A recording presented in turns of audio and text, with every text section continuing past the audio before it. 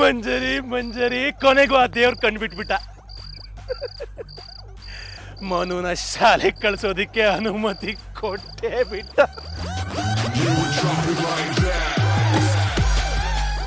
ಇನ್ನು ನೋಡ್ತಿರೋ ನನ್ನ ಆಟನ. ಹೋಗ್ರಿ, ಕಣ್ಬಿಟ್ಟಿದ್ದು ಆ ನಿಮ್ ದೇವ್ರಲ್ಲ, ಕಣ್ಬಿಟ್ಟಿದ್ದು ಈ ನಿಮ್ ಹೆಂಡತಿ ಮಂಜರಿ. ನೀನೇನ್ ಮಾಡ್ದೆ? ನಾನು ಏನ್ ಮಾಡ್ದೆ ಗೊತ್ತಾ? ಆ ದೇವ್ರು ನಮ್ ಕಡೆನೇ ಇರೋ ಹಾಗೆ ಮಾಡಿದ್ದೆ ನಾನು. ಅದೇನಾಯ್ತು ಅಂದ್ರೆ ಶಶಿ ಏನೋ ಚೀಟಿ ಬರಿತಾ ಕೂತಿದ್ದ. ಅದೇನ್ ಬರಿತಿದ್ದಾನೆ ಅಂತ ಗೊತ್ತೇ ಆಗ್ಲಿಲ್ಲ. ಆಮೇಲೆ ಅವನಿಗೆ ಜೋರಾಗಿ ಕೆಂಬಂತು. ನೀರ್ ಕುಡಿಯಕ್ಕೆ ಅಂತ ಎದ್ದೋದ. ಅದೇ ಸಮಯಕ್ಕೆ ನಾನು ಅಲ್ಲಿ ಹೋಗಿ ಆ 2 ಚೀಟಿನೂ ಎತ್ಕೊಂಡೆ. ಆದ್ರೆ ಏನ್ ಬರ್ತಿದ್ದಾರೆ ಅಂತಾನೆ ಗೊತ್ತಾಗ್ಲಿಲ್ಲ ರೀ. ಆ ಚೀಟಿನ ಎತ್ಕೊಂಡು ಬಂದು ಅಪ್ಪಗೆ ತೋರಿಸ್ದೆ. ಅದ್ರಲ್ಲಿ ಒಂದರಲ್ಲಿ ಮನು ಶಾಲೆಗೆ ಹೋಗ್ಬೇಕು, ಇನ್ನೊಂದರಲ್ಲಿ ಶಾಲೆಗೆ ಹೋಗ್ಬಾರ್ದು ಅಂತ ಬರ್ದಿತ್ತು. ಆ ಶಾಲೆಗೆ ಹೋಗ್ಬೇಕು ಅಂತ ಬರ್ದಿದ್ದಿತ್ತಲ್ಲ, ಅದನ್ನ ತಗೊಂಡು ಖಾಲಿ ಚೀಟಿನ ಕೆಳಗಿಟ್ಟು ಅಪ್ಪು ಕೈಲಿ ಹಾಗೇ ತಿದ್ದಿಸ್ದೆ. ಒಂದೇ ಥರ ಬರ್ದಿರೋ 2 ಚೀಟಿನ ತಗೊಂಡೋಗಿ ಶಶಿ ಎಲ್ಲಿಟ್ಟಿದ್ನೋ ಅಲ್ಲೇ ಇಟ್ಬಿಟ್ಟೆ. ಆಮೇಲೆ ಅದೇ ಚೀಟಿನ ಅವನು ತಗೊಂಡೋಗಿ ಅವ್ರ ಅಕ್ಕಂಗೆ ಕೊಟ್ಟ. ನೋಡಿದ್ರ ಹೇಗೆ ಮನು ಹಣೆ ಬರನ ಬದಲಾಯಿಸ್ಬಿಟ್ಟೆ ಅಂತ. ಅಂದ್ರೆ 2 ಚೀಟಿಲು ಮನು ಶಾಲೆಗೆ ಹೋಗ್ಬೇಕು ಅಂತಾನೆ ಬರ್ಸಿದ್ಯಾ? ಅಪ್ಪು ಕೈಲಿ ನಾನೇ ಬರೆಸ್ದೆ. ಪರವಾಗಿಲ್ವೇ, ನನ್ನ ಹೆಂಡತಿಗೂ ಸ್ವಲ್ಪ ಬುದ್ಧಿ ಇದೆ ಅಂತಾಯ್ತು. ಹೌದು, ಗಂಡನ ಬುದ್ಧಿ ಕಡಿಮೆ ಆದಾಗ ಹೆಂಡತಿ ಹತ್ರ ತಾನೇ ಸಾಲ ತಗೊಳ್ಳೋದು. ಯಾರಿಗೂ ಅನುಮಾನ ಬರಲಿಲ್ಲ ತಾನೆ? ಅನುಮಾನ ಹೇಗ್ರಿ ಬರುತ್ತೆ? ಶಶಿ ಬರ್ದಿದ್ನಲ್ಲ ಚೀಟಿನ, ಆ ಚೀಟಿನ ತಗೊಂಡು ಆ ಚೀಟಿ ಕೆಳಗೆ ಇನ್ನೊಂದು ಚೀಟಿ ಇಟ್ಟು ಅದ್ರ ಮೇಲೆ ಅಪ್ಪು ಕೈಲಿ ತಿದ್ದಿಸ್ದೆ. ಆದ್ರೆ ಕೊನೆ ಪದಾನ್ ಮಾತ್ರ ಬದಲಾಯಿಸ್ದೆ. ಹೀಗಿರ್ಬೇಕಾದ್ರೆ ಅನುಮಾನ ಬರುತ್ತಾ ಹೇಳಿ? ನನ್ನ ಮುದ್ದು ಹೆಂಡತಿ.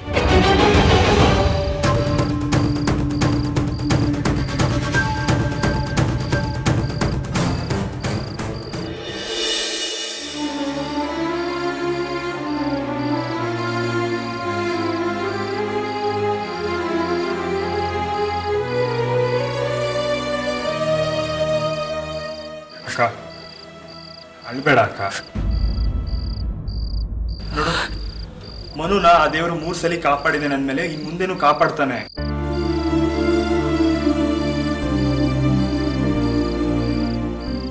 ಮನುನ ನಗ್ನಗ್ತಾ ಶಾಲೆಗೆ ಕಳ್ಸ್ಕೊಡ್ಬೇಕಕ್ಕ ನೀನು. ದೇವರಾಸೆನೂ ಅದೇ ಅಲ್ವಾ, ಮನು ಓದ್ಬೇಕು ಅನ್ನೋದು.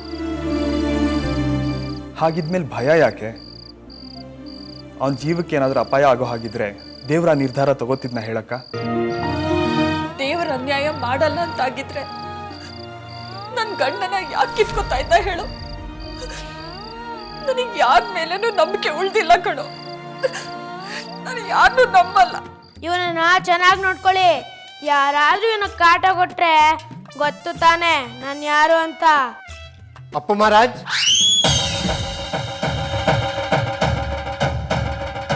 ತಮ್ಮ ಬಗ್ಗೆ ಯಾರಿಗೆ ತಾನೇ ಗೊತ್ತಿಲ್ಲ ಹೇಳು?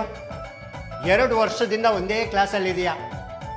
ಮುಂದಿನ ವರ್ಷನೂ ಇದೇ ಕ್ಲಾಸಲ್ಲಿ ಇರೋ ಥರ ಕಾಣ್ತೀಯ. ನನಗಂತೂ ನೀನು ಪಾಸ್ ಆಗ್ತೀಯ ಅನ್ನೋ ನಂಬಿಕೆನೇ ಇಲ್ಲ. ಹೋಗು ಹೊರಗಡೆ, ಕಿವಿ ಹಿಡ್ಕೊಂಡು ನಿಂತ್ಕೋಗು. ಬಾ. ಈಗೇನ್ ಮಾಡೋದು?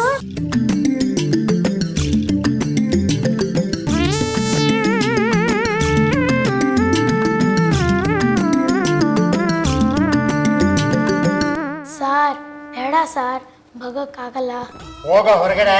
ಸರ್ ಹೋಗ್ತೀನಿ, ಆದ್ರೆ ಬಗ್ಗೆ ಕಿವಿ ಇಟ್ಕೊಳ್ಳೋದು ಬೇಡ. ನಿಂತ್ಕೊಂತೀನಿ, ನಿಮ್ಮ ಮಾತಿಗೆ ಬೆಲೆ ಕೊಡ್ತೀನಿ. ನನ್ನ ಮಾತಿಗೂ ಬೆಲೆ ಕೊಡಿ ಸರ್. ಹೋಗೋ ಹೊರಗಡೆ. ಹೋ.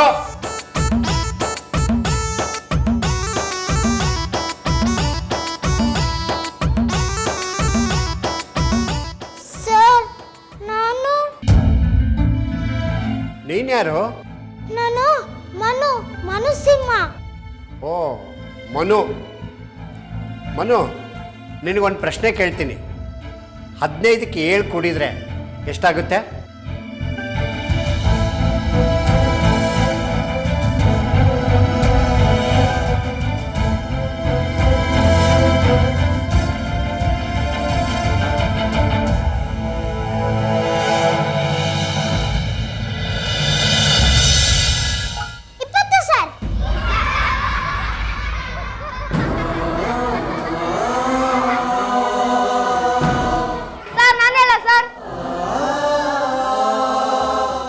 ಹೇಳು. 22.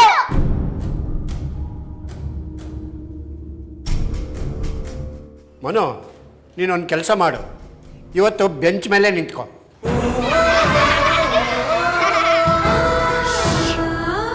ನೀ ಕೂತ್ಕೊಳ್ಳ.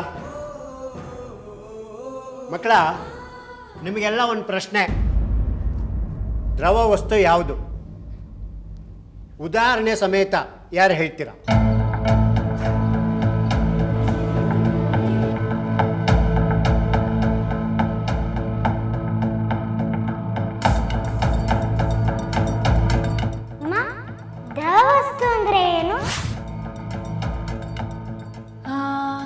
ದ್ರವ ವಸ್ತು ಅಂದ್ರೆ ಯಾವ್ದು ಹರಿಯುತ್ತೋ ಅದನ್ನ ನಾವು ದ್ರವ ವಸ್ತು ಅಂತ ಹೇಳ್ತೀವಿ.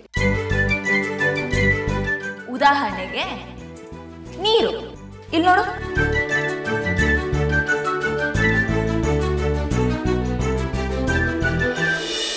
ಇದನ್ನ ದ್ರವ ವಸ್ತು ಅಂತೀವಿ. ಸರ್, ನಾನಲ್ಲ. ನೀನು ಹೇಳ್ತೀಯಾ? ಹೇಳು.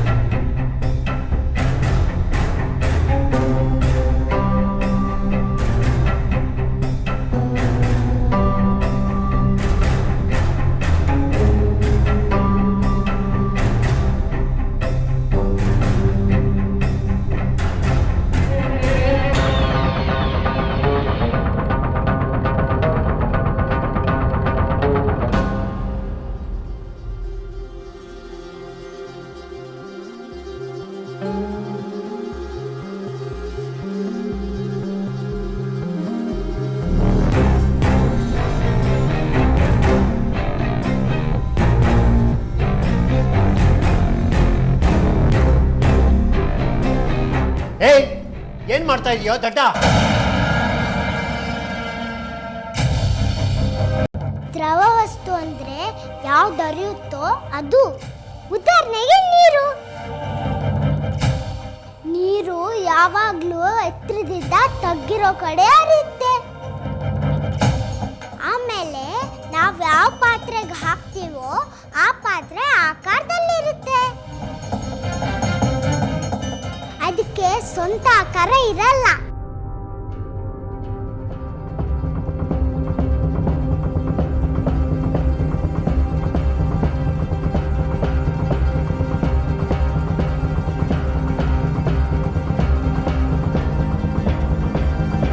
ನೋಡಿ ಸರ್, ಈಗ ನೀರು ಬಾಟ್ಲ್ ಆಕಾರದಲ್ಲಿದೆ.